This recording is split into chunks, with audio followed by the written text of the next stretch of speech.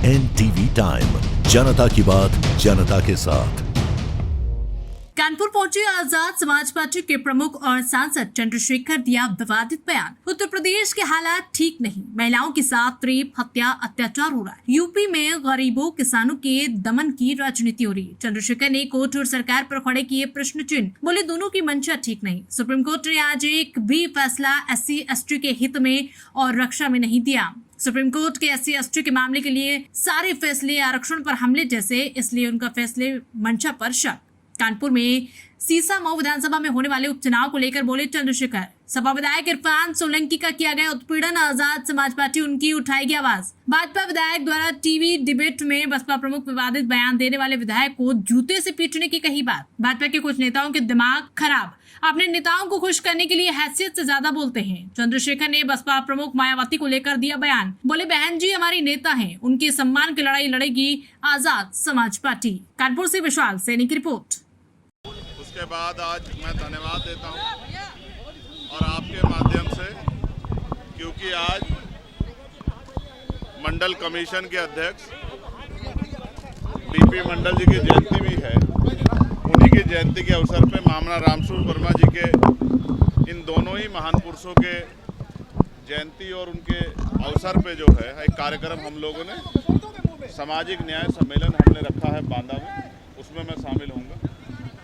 उत्तर प्रदेश में जिस तरह के हालात चल रहे हैं, उसमें जिस तरह से अखबार पढ़ने पे तमाम महिलाओं के साथ हत्याएं, रेप, चोरी, डकैती, भ्रष्टाचार की खबरें आ रही है, ये उत्तर प्रदेश की कानून व्यवस्था और जो गरीबों, कमजोरों, किसानों की दमन की राजनीति चल रही है, ये उसका सच है।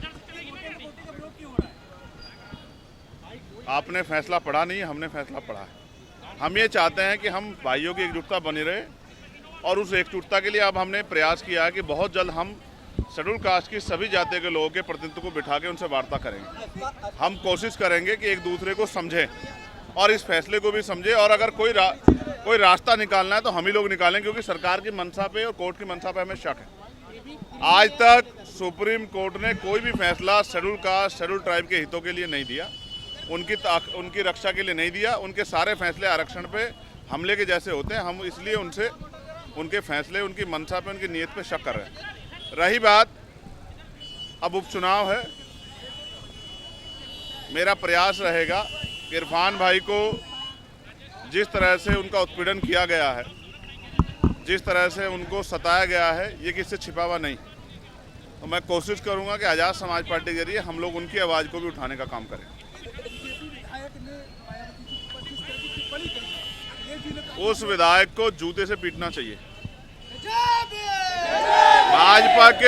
भाजपा के नेताओं के, कुछ नेताओं के दिमाग खराब हो गए, वो हैसियत से ज़्यादा बोलने लगे और कभी कभी वो अपने नेताओं को खुश करने के चक्कर में ये भी भूल जाते हैं कि इसके परिणाम क्या हो सकते हैं। बहन जी हमारी नेता हैं, आदर्श हैं, उनके सम्मान से अगर उनके सम्मान में कोई गलत शब्द कहेगा तो फिर भीम आर्मी के लोग, आज़ाद समाज पार्टी के लोग उससे हिसाब किताब करेंगे। इस बात को मैं उनको सावधान करना चाहता हूँ। नहीं, कोई चुनौती नहीं। आज़ाद समाज पार्टी के लोग मेहनत कर रहे हैं, जनता उनके साथ खड़ी है। यस, उस पर पार्टी अपनी तैयारी कर रही है और पार्टी का स्टेट का जो ऑर्डर होगा हम लोग उसको फॉलो करेंगे।